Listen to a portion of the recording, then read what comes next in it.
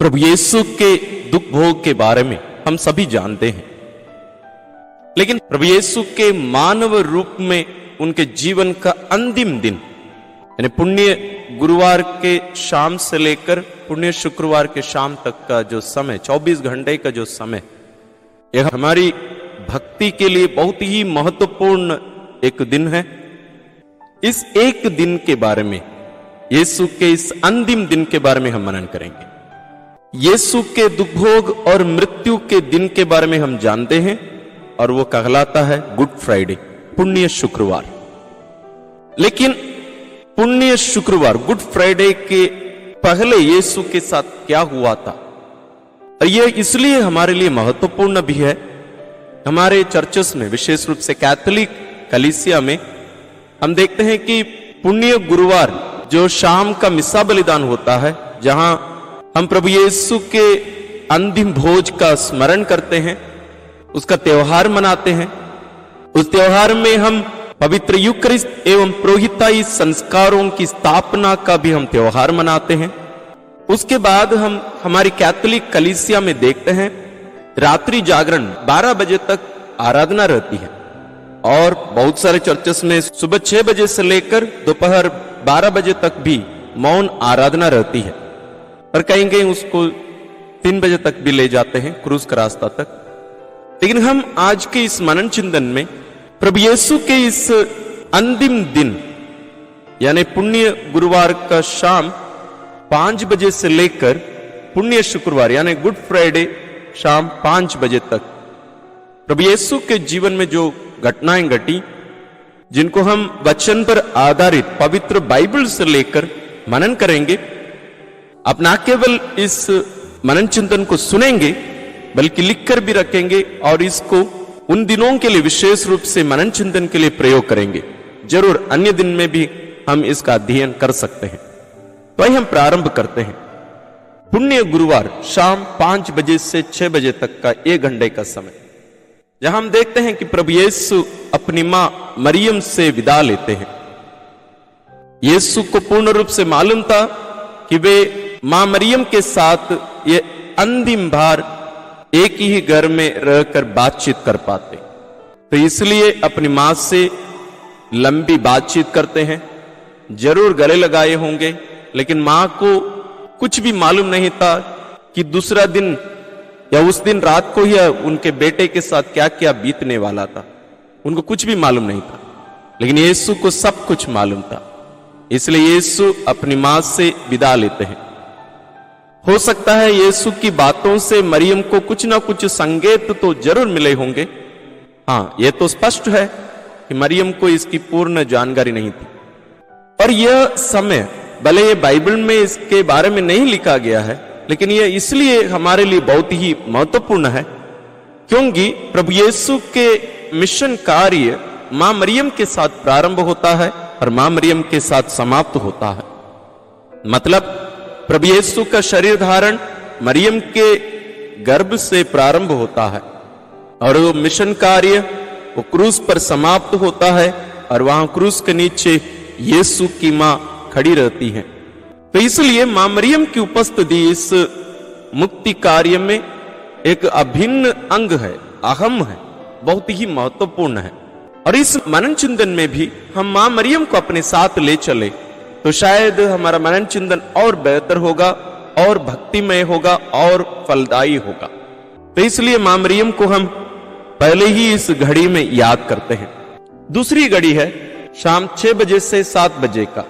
यहां वे अपनी मां से विदा लेकर अंतिम भोज के लिए जो कमरा तैयार किया गया था, उस कमरे की ओर यीशु अग्रसर होते हैं, उस कमरे की ओर चले जाते हैं। और ये वो जगह है जहां प्रभु यीशु अपने 12 प्रेरितों के साथ मिलकर अंतिम बार भोजन करेंगे, जहां वे पवित्र यूकरिस्ट एवं पुरोहिताई संस्कारों की स्थापना भी करेंगे। तो यह जगह बहुत ही महत्वपूर्ण है, और जो समय यीशु अपनी मां से विदा लेकर यहां इस कमरे की ओर, जो सिनकल कहलाता है, वहां की ओर जब रवाना होते हैं, निकल पड़ते हैं, उनके मन में जो भावनाएं उमड़ पड़ती हैं क्योंकि उनको मालूम था कि उनका मिशन एक प्रकार से संपन्न होने वाला है, पूर्ण होने वाला है। इसलिए ये जो घड़ी शायद यीशु अकेले भी रहे होंगे, तो ये बहुत ही महत्वपूर्ण है। तीसरी घड़ी है 7 बजे से 8 बजे के बीच का समय। ये प्रभु यीशु का अंतिम भोज का है। वास्तव में ये यूकरिस्ती की स्थापना का समय नहीं, बल्कि पास्का समारोह, यानी पुराने विधान के अनुसार जो भोजन करना था, जिसको अंग्रेजी में हम द लीगल सपर कहते हैं, एक प्रकार से वो नियमित अंतिम भोज था। असली में इसके बाद ही पवित्र यूकरिस्ती की स्थापना करते हैं। तो उस भोजन को हम पढ़ सकते हैं तीनों सुसमाचार में, मत्ती, मार्कुस और लूकस में। लूकस में हम इसको पा सकते हैं, लूकस रचित सुसमाचार अध्याय 22 पद संख्या 14 से 18। उसकी अगली घड़ी है 8 बजे से 9 बजे का समय, जहां प्रभु यीशु पवित्र यूकरिस्त एवं पुरोहिताई संस्कारों की स्थापना करते हैं, जिसको हम लूकस रचित सुसमाचार अध्याय 22 पद संख्या 19 से 20 में हम पढ़ सकते हैं। असली में ये तीनों सुसमाचार में है। और योहन यूकरिस्ती की स्थापना के बारे में नहीं कहेंगे, बल्कि वहां पैर धोवन के बारे में हम वहां पढ़ सकते हैं। और यहां एक बात मैं आप लोगों के सामने रखना भी चाहूंगा इस मनन चिंतन में, पवित्र यूकरिस्त और पुरोहिताई संस्कार दोनों एक दूसरे से जुड़े हैं। आप यूकरिस्त को हटा दीजिए, पुरोहिताई का कोई अर्थ नहीं रहेगा, और पुरोहिताई को हटा दीजिए, पवित्र यूकरिस्त नहीं रह सकता। ये दोनों एक दूसरे पर निर्भर है, एक दूसरे के बिना नहीं रह सकता। इसलिए हम पुरोहितों के लिए एक महत्वपूर्ण बात होता है कि हम अपने जीवन में यूकरिस्त को प्रथम स्थान दें। साथ ही हम विश्वासियों के लिए भी, हम विश्वासी भी एक पुरोहित हैं। जरूर हम अभिषिक्त पुरोहित नहीं है, लेकिन हमारे बपतिस्मा संस्कार के द्वारा हम एक पुरोहित होते हैं। इसके बारे में हम इसके पहले भी बहुत सारे वीडियोस में मनन किए हैं, और पवित्र यूकरिस्त के बारे में भी कुछ लिंक्स हम डिस्क्रिप्शन में दे रहे हैं, आप उनको देख सकते हैं। तो इस महत्वपूर्ण बात को ध्यान में रखकर हमें अपना विश्वास में जीना जरूरी है। इसके बाद का समय आता है रात 9 से 10 बजे का समय, जो हम मत्ती अध्याय 26 पद संख्या 36 से लेकर 41 में हम पढ़ सकते हैं, जहां हम देखते हैं कि वे अपने शिष्यों से कहेंगे कि आप लोग यहीं रह जाओ, और अपने साथ केवल 3 शिष्यों को, पेतरुस, योहन और उनके भाई याकूब को अपने साथ लेकर वो गेत्सेमनी बागी में प्रवेश करते हैं। और उनसे थोड़ा सा दूर जाकर वे वहां मुंह के बल गिर पड़ते हैं और अपने पिता से प्रार्थना करते हैं।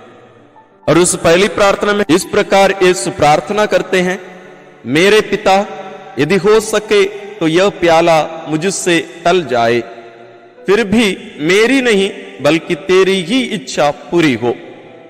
और उसके बाद हम देखते हैं कि यीशु अपने शिष्यों के पास जाते हैं, वे गहरी नींद में रहते हैं। तो तब यीशु उनको जगाकर उनसे प्रार्थना करने के लिए आह्वान करते हैं, क्या तुम लोग घंटे भर भी मेरे साथ नहीं जाग सके? जागते रहो और प्रार्थना करते रहो, जिससे तुम परीक्षा में ना पड़ो। आत्मा तो तत्पर है, परंतु शरीर दुर्बल। इसके बाद हम जाते हैं गेत्सेमनी बागी में यीशु की प्रार्थना का दूसरा भाग, जहां हम देखते हैं कि यीशु पुनः वापस जाकर पिता से प्रार्थना करते हैं, और उसी समय उनका पसीना लहू के बूंदों के रूप में गिरने लगता है। और यीशु प्रार्थना दोहराते हैं, मेरे पिता, यदि यह प्याला मेरे पिए बिना नहीं टल सकता तो तेरी ही इच्छा पूरी हो। तो ये यीशु की प्रार्थना रहती है दूसरी बार। और फिर अपने शिष्यों के पास जाते हैं, शिष्य लोग सोए रहते हैं, तो दूसरी बार यीशु उनको जगाते नहीं है। और गेत्सेमनी बागी में उनकी प्रार्थना की तीसरी भाग आता है 11 बजे से 12 बजे तक, जो हम मत्ती रचित सुसमाचार अध्याय 26 पद संख्या 44 यानी 44 में हम देख सकते हैं, जहां यीशु ऐसे प्रार्थना करते हैं, वे उन्हें छोड़कर फिर गए और उन्हीं शब्दों को दोहराते हुए उन्होंने तीसरी बार प्रार्थना की। कौन से शब्दों को? जो वचन हम इसके पहले पढ़े थे, जो पद संख्या 42 में लिखा हुआ है, मेरे पिता, यदि यह प्याला मेरे पिए बिना नहीं टल सकता, तो तेरी ही इच्छा पूरी हो। इस प्रकार हम गेत्सेमनी बागी में देखते हैं यीशु की 3 घंटे की प्रार्थना, 9 से लेकर 12 बजे तक, 9 से 10, 10 से 11, 11 से 12। तो जब हम उस दिन की आराधना, रात की आराधना भी हम जब करते हैं, इस समय को हम बांट कर रखकर यीशु के साथ रहने का वो अनुभव हम कर सकते हैं। और 12 और 1 बजे के बीच के समय में यीशु की गिरफ्तारी होती है। यीशु को उन लोग गिरफ्तार करके ले जाते हैं, जिसको हम चारों सुसमाचार में पढ़ सकते हैं। मैं एक ही वचन दे रहा हूं, मत्ती अध्याय 24 पद संख्या 47 से 56 तक, यानी 47 से 56 तक, जहां हम देखते हैं कि यीशु अपने एक शिष्य यानी यूदस के द्वारा पकड़वाए जाते हैं, और वहां जो घटनाएं होती हैं उनको हम चारों सुसमाचार में पढ़ सकते हैं। आप पढ़कर मनन करिएगा। उसके आगे की घड़ी है 1 बजे से 2 बजे के बीच का समय, जो वास्तव में बाइबल में नहीं लिखा गया है, लेकिन ये बहुत ही महत्वपूर्ण एक घड़ी है जो हम पाते हैं गेत्सेमनी बागी से यीशु को गिरफ्तार करके जाने के रास्ते में। एक विशेष जगह है जो हम पाते हैं योहन अध्याय 18 पद संख्या 1 में। यह सब कहने के बाद ईसा अपने शिष्यों के साथ गेदरोन नाले के उस पार गए। वहां एक बारी थी, उन्होंने अपने शिष्यों के साथ उसमें प्रवेश किया। यानी यहां यह बात स्पष्ट है, यीशु उस केद्रोन नाला पार करके उस गेत्सेमनी बारी में प्रवेश किए थे। तो वापस लौटते समय, यानी गिरफ्तार किए जाकर लोगों के साथ जाते समय, यह कहा जाता है कि यीशु वहां गिरा दिए गए थे, क्योंकि उनको आराम से ऐसे चलाकर नहीं लेके गए, लोग उनको बांध कर खींच कर लेके जा रहे थे। तो बहुत सारे हमारे संत लोग जिनको यीशु भी दर्शन दिए हैं, और हमारे प्रारंभिक कलीसिया की जो लेख हैं, जो वास्तव में बाइबल में नहीं है, उनमें हम पाते हैं कि यीशु को वहां उस केद्रोन नाले में गिराकर उन्हें खींचा गया था, क्योंकि उन लोग सब यीशु के ऊपर बहुत ज्यादा गुस्से में थे। तो दोनों हाथ यीशु का बंधा हुआ था, तो यीशु खींचे जाने के कारण वहां उस नाले में जो दर्द यीशु सहे, उसको हम इस घड़ी में याद करते हैं। उसकी अगली घड़ी है 2 बजे से 3 बजे का समय, जहां हम देखते हैं कि यीशु अन्नास के सामने पेश किए जाते हैं, जिसको हम देख सकते हैं योहन रचित सुसमाचार अध्याय 18 पद संख्या 13 और 14। उसके आगे की घड़ी है 3 से 4 का समय, जहां हम देखते हैं कि यीशु कैफस के सामने पेश किए जाते हैं। तो हम पा सकते हैं मत्ती अध्याय 26 पद संख्या 57 से लेकर 66, 57 से 66।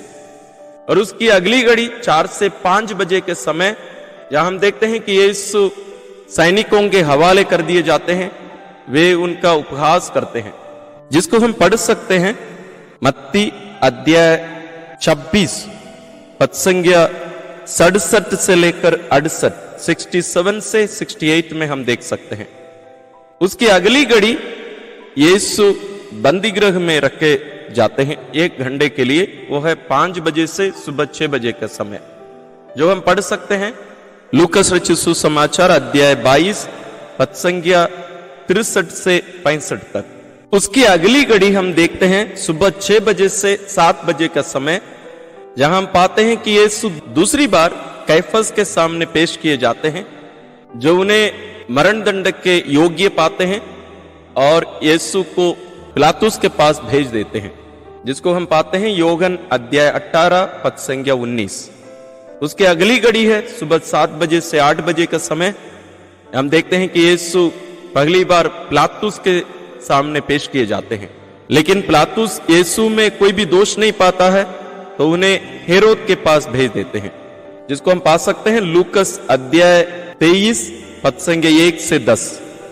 उसके अगली घड़ी सुबह 8 बजे से 9 बजे का समय, जहां यीशु दूसरी बार पिलातुस के सामने पेश किए जाते हैं, जहां लोग बरअब्बस की रिहाई की मांग करते हैं और यीशु को दंडाज्ञा दी जाती है।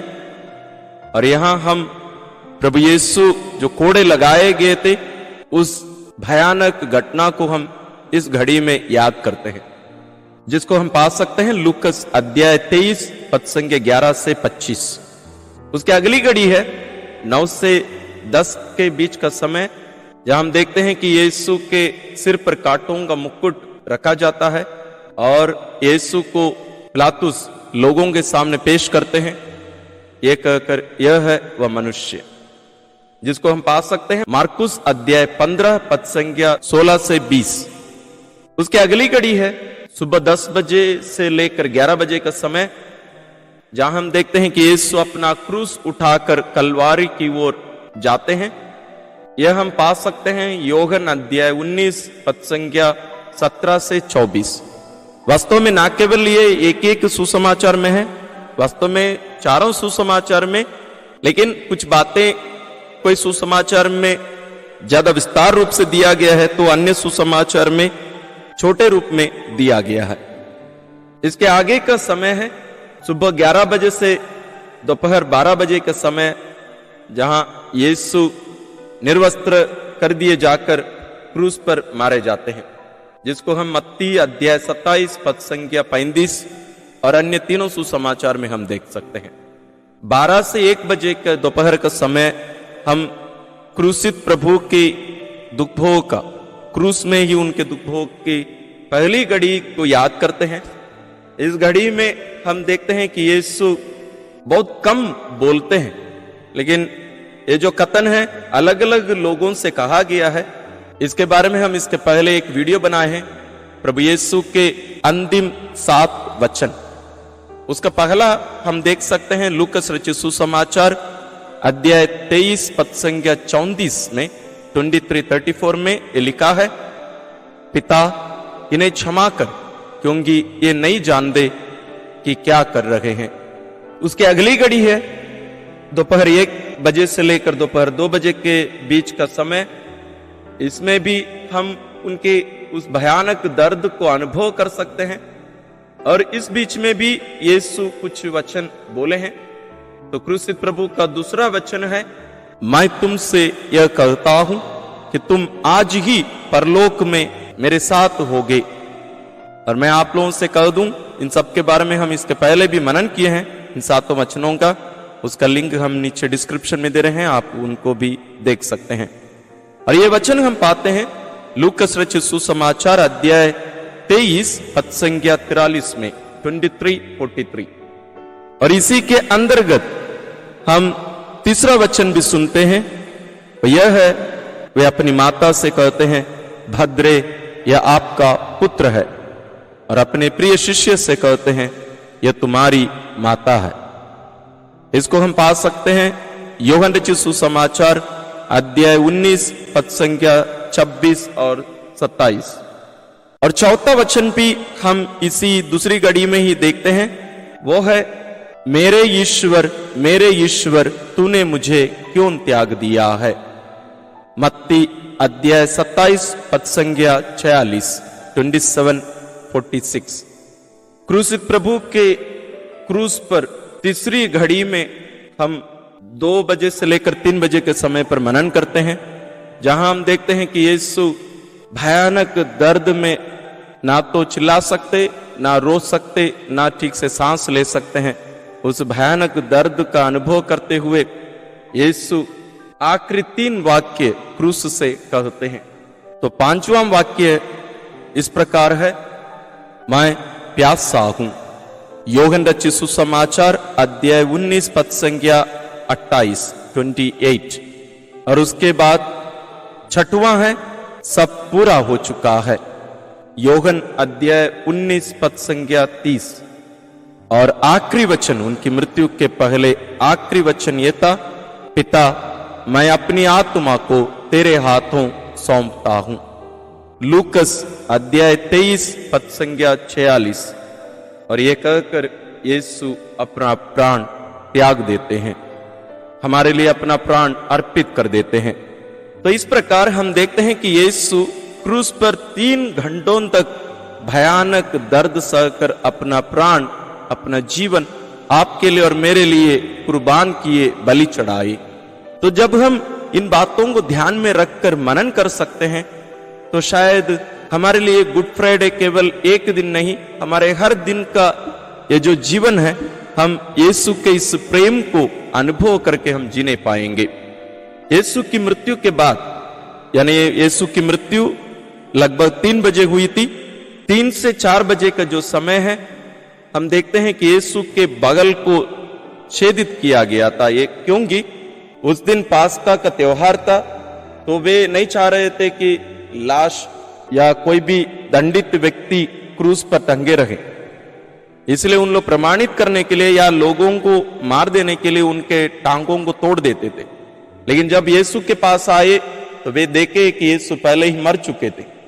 लेकिन ये इसको प्रमाणित करने के लिए, स्पष्टीकरण के लिए, एक सैनिक ने उनके बगल में भाला मारा, जिसको हम पढ़ सकते हैं योहन अध्याय 19 पद संख्या 31 से 36 के बीच में।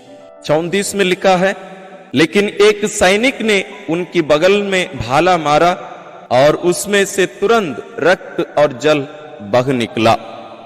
ये जो घड़ी है, ये जो घटना है, हम जानते हैं आज भी प्रभु यीशु इस घटना के द्वारा अपनी दया हम पर बरसाते रहते हैं, जिसको आज हम डिवाइन मर्सी के नाम से जानते हैं, या ईश्वरीय दया के रूप में या करुणा के रूप में हम जानते हैं, जिसको हम 3 बजे की जो विनती हम करते हैं, प्रभु यीशु की इस मृत्यु को याद करके हम उस प्रार्थना करते हैं। तो इस घड़ी हम उस प्रार्थना को भी, उन बातों को जो प्रभु यीशु स्वयं संत फौस्तीना को दर्शन देकर बताए थे, हम उस प्रार्थना को इस घड़ी हम कर सकते हैं। विशेष रूप से चालीसा में और कहीं कहीं हर दिन लोग 3 बजे के समय ये प्रार्थना अपने घरों में या चर्चेस में करते हैं। आप भी इसको करने की कोशिश करिए। और इस घड़ी में यीशु की इस घटना के बाद, यानी उनके बगल को छेदने के बाद, यीशु क्रूस से नीचे उतार दिए जाते हैं और यीशु को उनकी मां मरियम के गोद में रख दिया जाता है। और हम जान सकते हैं कि मरियम कितने दुख के साथ अपने पुत्र को गले से लगाकर, शायद आखिरी बार गले से लगाकर कितनी रोई होगी, कितना दुख सही होगी। और यही पुत्र एक दिन पहले, लगभग 24 घंटे पहले, अपनी मां से मिलकर जीवित रूप में अपनी मां से अंतिम बार गले लगाए थे। अब एक प्रकार से लाश के रूप में उनके गोद में पड़े हैं। और इसके बाद का समय है 4 से 5 बजे का समय, जिसको हम योहन अध्याय 19 पद संख्या 38 से 42 38 to 42 में देख सकते हैं, जहां हम प्रभु यीशु के दफन के बारे में हम पढ़ते हैं। तो ये यीशु के दफन और दुखित मां के बारे में है। तो ये रहा प्रभु यीशु के जीवन का अंतिम एक दिन, सबसे महत्वपूर्ण एक दिन। वास्तव में इसी के लिए ही यीशु इस दुनिया में आए। यीशु जन्मे मरने के लिए, जीने के लिए नहीं। और यहां उनका मिशन कार्य समाप्त होता है। जरूर पुनरुत्थान महत्वपूर्ण है और वो भी इससे जुड़ा है। यीशु का दुख भोग, यानी प्रभु यीशु का अंतिम भोज, उनका क्रूस मरण और पुनरुत्थान, तीनों एक ही घटना के 3 भाग हम कर सकते हैं। एक घटना के बिना दूसरी घटना अधूरा रह जाती। इसलिए तीनों घटनाएं एक दूसरे के लिए महत्वपूर्ण हैं, एक दूसरे के पूरक हैं। हम ईश्वर को धन्यवाद दें उनके पुत्र हमारे मुक्तिदाता प्रभु यीशु ख्रिस्त के लिए। और इस बात को आप और भी गहराई से मनन करिए। और जैसे मैंने शुरुआत में भी कहा था, ये केवल हमारे लिए सुनने के लिए नहीं, बल्कि मनन करने और हमारे जीवन में इसको अमल करने, और इन बातों को लिखित भी रखिए। हो सके तो एक चार्ट बनवाइए और अपने घर में रखिए, विशेष रूप से चालीसा के समय और यीशु के दुख भोग के दिन। इन वचनों को देखकर, इस समय को देखकर, यीशु के साथ दुख भोगने का अनुभव हम अपने जीवन में कर सकते हैं, ताकि उनके दुख भोग के फलों को अपने जीवन में अनुभव करके अपनाते हुए जीने की कृपा ईश्वर हम सबों को देंगे। आप सबों को ईश्वर आशीर्वाद देते रहें।